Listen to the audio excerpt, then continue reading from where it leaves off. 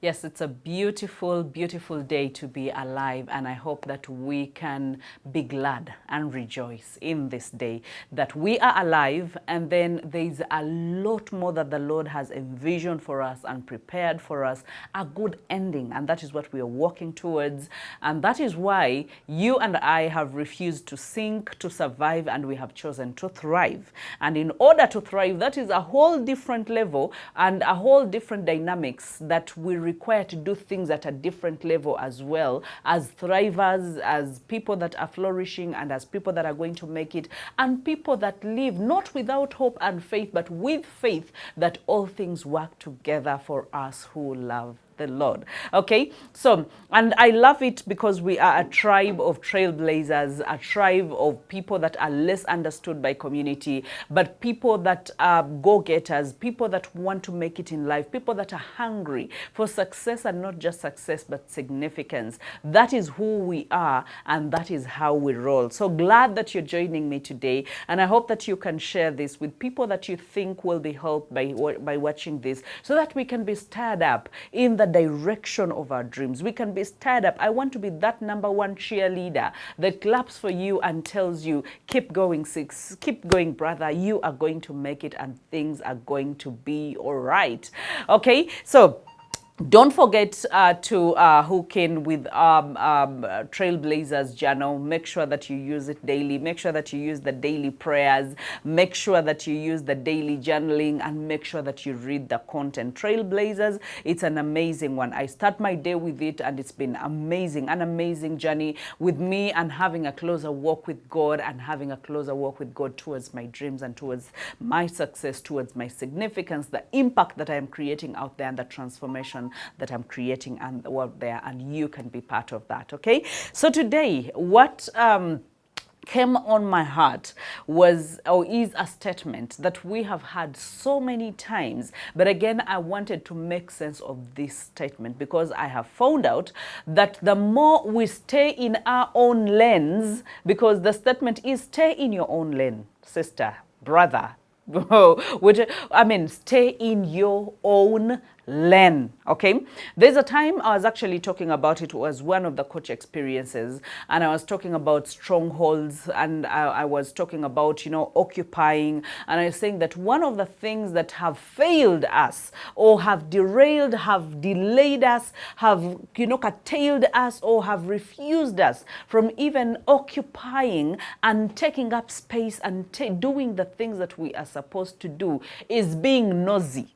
Okay, and a person that is nosy is one who leaves their lane and crosses into another person's lane just to see how they are performing, what productivity, how fast they are running, how far they have gone, what they have achieved. And you realize that we live in a world that has made it so easy for us to be nosy.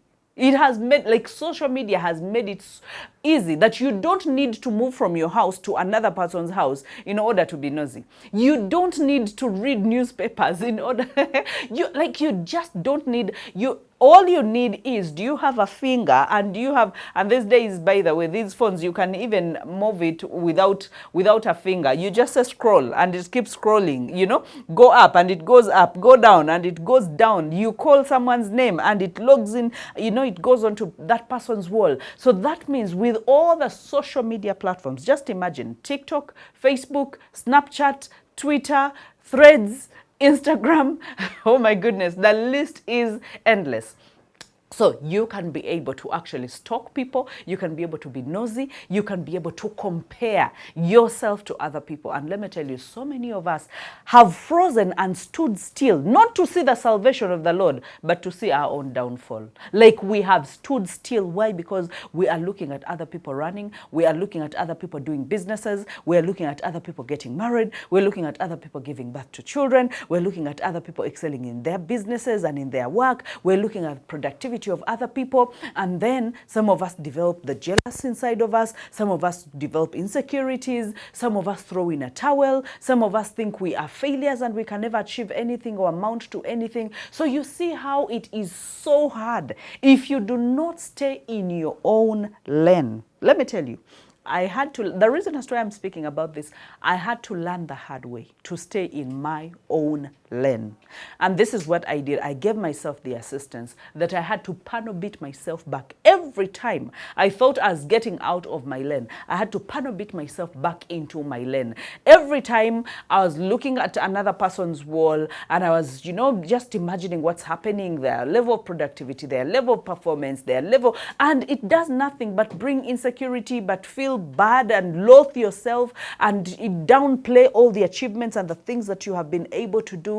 And then you spend, and this is what we do. Some of us think we are going to those, to other people's, you know, walls or homes or businesses, okay, or being nosy because we want to learn something, or we want to pick a leaf, or we want to learn how to do something, and sometimes we spend the whole day scrolling, okay, the whole day scrolling, not because you're learning, but because you're just wasting your own time. So staying in your own lane saves you from, it saves you from wasting your time.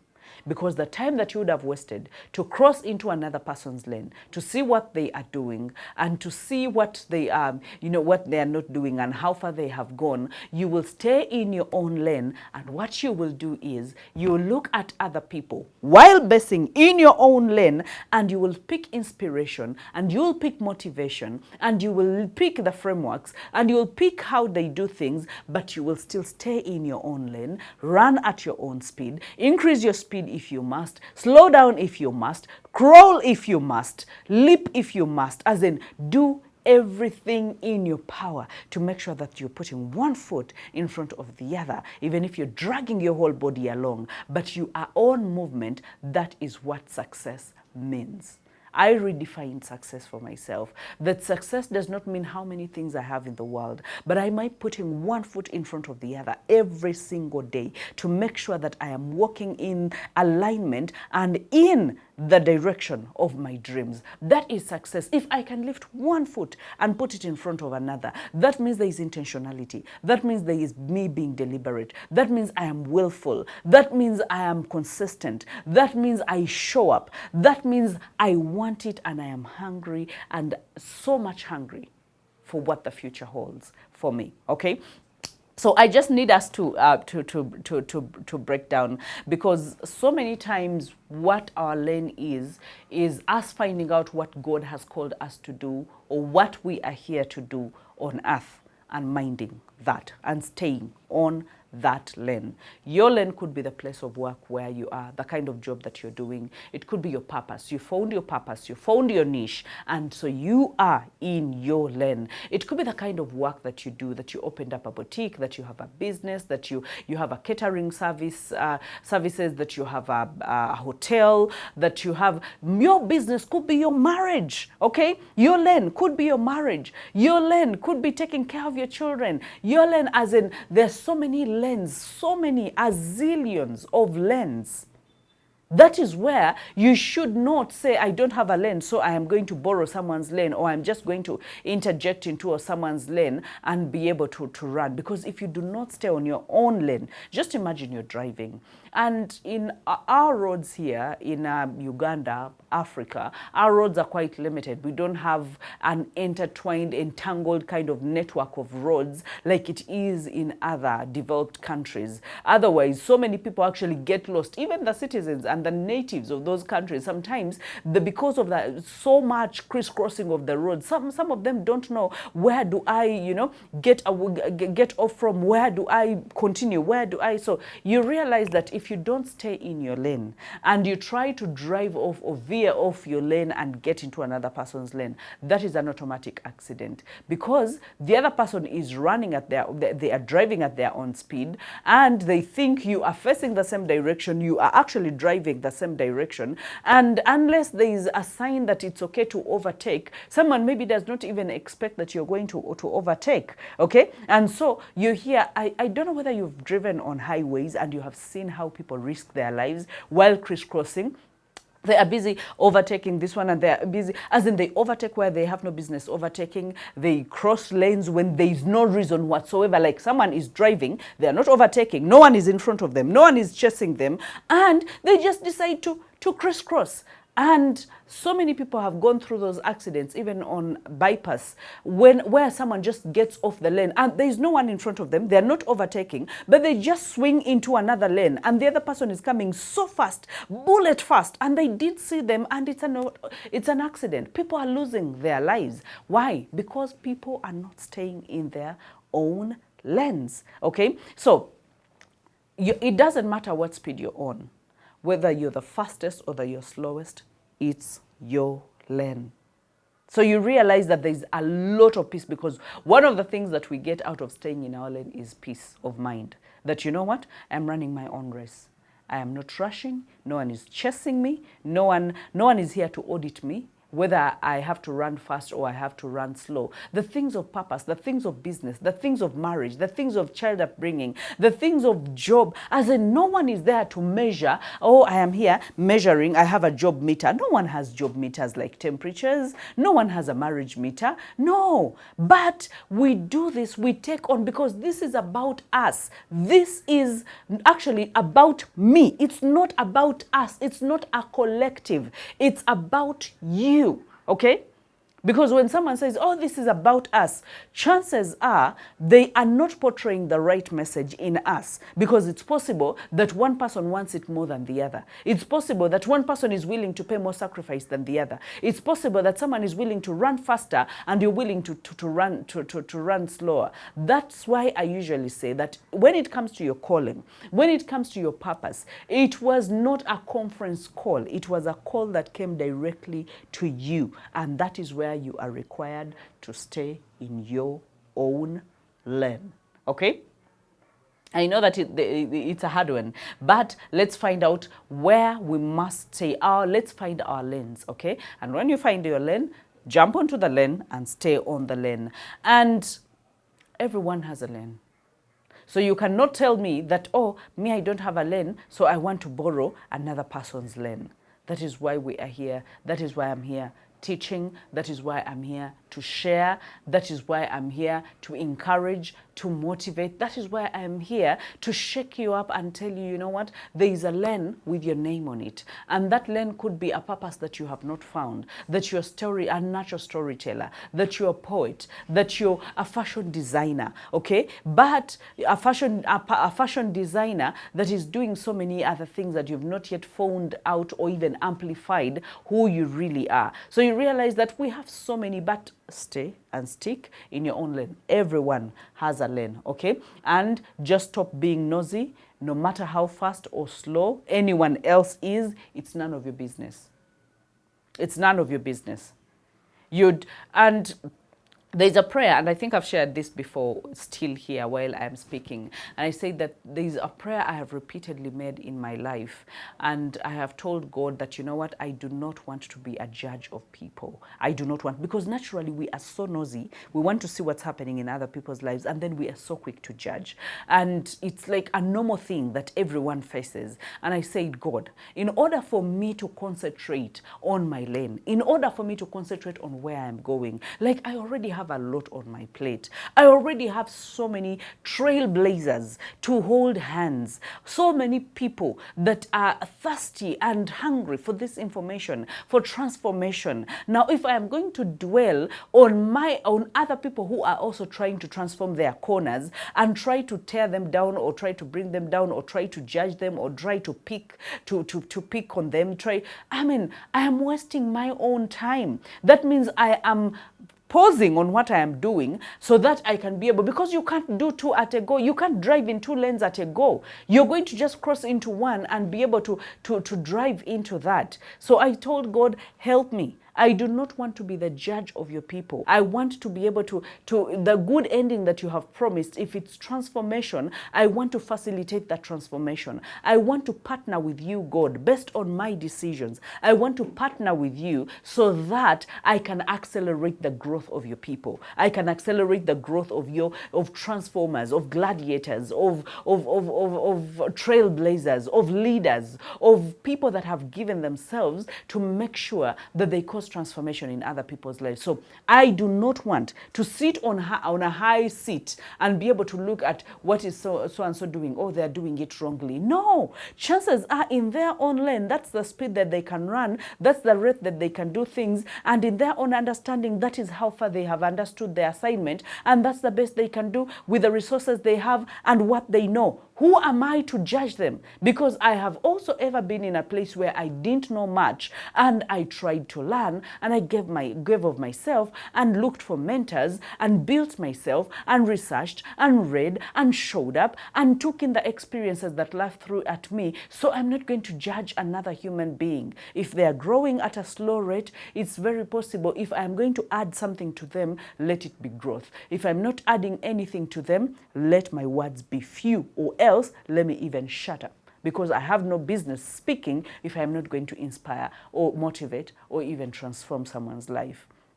Okay, I hope that can be your prayer too. Okay, because we entangle ourselves constantly in the businesses that are not ours, and we forget our core business. Our core business is that we will live a productive life. Our core business is that we'll live a happy life. We'll live a peaceful life. Our core business is that we will leave inheritance to our children's children. Oh God, that is a huge calling. Our core is to stick on the rest, to stay on the rest, not to veer off and go off. So, can you do that? Can you do that? And as I talk to you, I'm talking to myself. Can I do that? Hilda, can you do that? Stay on your own lane. Mind your business. We like minding other people's business and we forget about our own businesses. And some of us have perishable goods on our businesses and on our stalls. So instead of selling the perishable goods, we are busy poking our nose on people that have long-lasting, durable resources on their stalls, and we are poking at them and we are getting insecure and we are throwing in a towel and we are sitting on the ground and we are like, you know what, I am done, I am dead, I'm not going to amount to anything. That is not true. Okay, why don't we stay in our own lane? Why? So many of us don't stay in our own lane because of comparison. Okay, the moment you start comparing yourself, you realize and you cannot grow while you are in constant comparison. Otherwise, it's going to cause you to pause or even stand, because you cannot, while you're running and you're facing the other side. That's also another accident in your own lane, okay? That means you're going to trip over something, or you're not even going to trip over something, but you will trip and fall. So that means if you need to look at another person, it takes you to stand, look at what other people are doing. They are running ahead, and so that means it takes another energy for you to get unstuck and say, you know what, let me start running again. So we are busy comparing, and when we are busy comparing, we are comparing from the left and we are comparing from the right. Business, I mean, what are they doing? They're a fashion designer. Oh, they're bringing out a new line of businesses.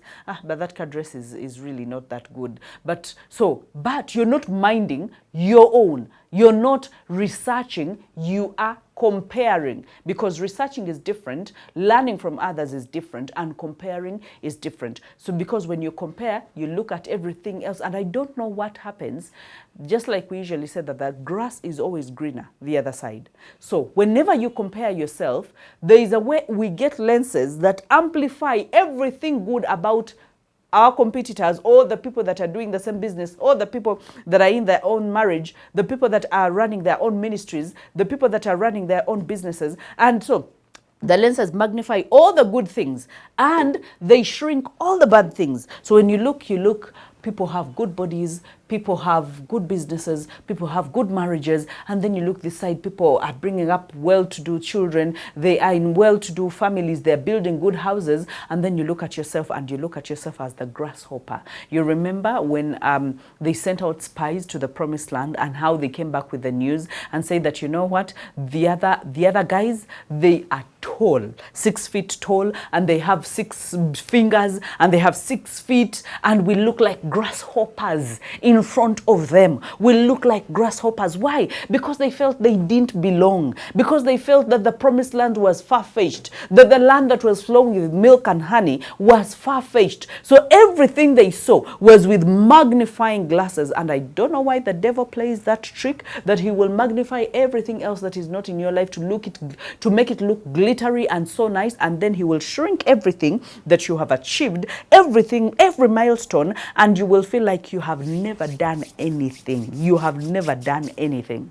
Today I had a conversation with one of the best hairstylists that we have in Uganda. And I remember he asked me, Mbaja Shon, he asked me that, do you ever get discouraged? Because sometimes I lose the motivation, and sometimes I feel like maybe I'm the only one who is going through it, and you feel like maybe the things that I'm doing, are they that serious? Are they that important? And yet I have worked with celebrities, I've worked with top-notch people, I have done good things, people have appreciated my work, but there are times where I'm too low and I just feel like, you know what, maybe I've amounted to nothing, totally, like there is nothing, I'm not useful anymore. Do you see that? Well, how the devil can magnify that. And so if no one helps you, do you see how people can easily get depressed? And yet they were top performers, they were so productive, they were in their lane, running so fast, and because they tried to compare, or because they saw another person's page that does the same business, and that person maybe had done something really good, and now they started questioning their own validity, they started questioning their own goodness, or whether they were even worth it, or they were even doing good. I know this has happened to the best of us. This has happened to the biggest companies, and sometimes because some of the CEOs will never come to tell you what they go through, they actually go through it. They compare themselves, they fortify themselves. That is why they tend to want to make everything work. They even become micromanagers, why they want things to move in a systematic way, because when they look at the other company, they are like, you know what, oh, we are dead. I think they're going to scoop all the businesses. I think they're going to take away everything. I think then it's better we rush. And then some of them have run ahead of themselves. Why? Comparison game. Do we need to grow? Yes, we need to grow. Do we need to expand? Yes, we need to expand. Do we need to evolve? Yes, we need to evolve. Do we need to research? Yes, we need to research. Do we need to activate certain things, do certain things, be go-getters? Yes, we need to do. But the moment we start comparing ourselves, it's a sure way of killing our productivity, our performance, our authenticity, and killing our lane as well. Before you know it, people are running and you're not running. They ask you, why aren't you running? Because so-and-so runs faster than me. No, if so-and-so runs faster than me, that has nothing on me. I will run at my own pace. And if they get a gold medal, maybe I might get a silver medal. But even if I don't get a silver medal, even if I don't get no medal at all, I will reach the finishing line. That's what matters, that I will finish what I started, okay? And will I feel like quitting sometimes? Yes. I will feel like quitting so many times, but I will still stick to my own lane. So comparison is something that is really, really, really bad, and I hope that you can kill it. And in case you need more help about that, you can go to the YouTube channel, Bahati Hilda Sabiti, and make sure that you look at you look for something to do with comparison. I know that it will bless you and it will actually help you. And then something else is trying to be someone that we are not. That means we lose the authenticity. When you lose the authenticity, then everything else that everyone else is doing matters, but whatever you're doing is actually, it does not matter. Because then you feel, I should do it like so-and-so, so that it can count. I should plait my hair like so-and-so, I should run the business like so-and-so, I should operate my marriage like so-and-so, I should put on like so-and-so, I should live in an apartment like so-and-so, I should drive someone's car, like her car, so you realize that we want to be who we are not, and that is killing us, because then that can't let us stay in our lanes. Because in order to do things the way other people do them. Sometimes we must stay in their lanes to see what they are doing, and then we think what we are doing is less, so we want to take on what they are doing, and that is how we have ended up, you know, losing it in life. That is how we have curtailed our own speed. Okay, that is how we have not achieved anything,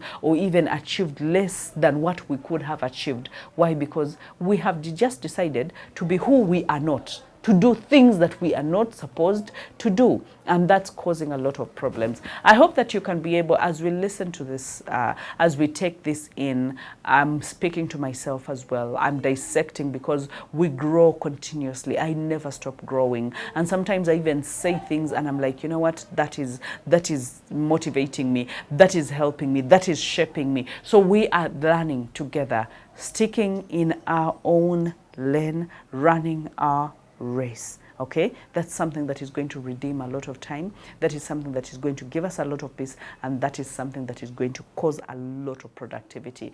Okay, I love you guys, and as we go for this break, I hope that you can be able to share this with another person. I hope that you can invite them to watch together with you, and I hope that you can leave for us a message or a question, or just let us know where you are, what you feel, what you're going through, and how we can help you. We'll be sure to get in touch with you.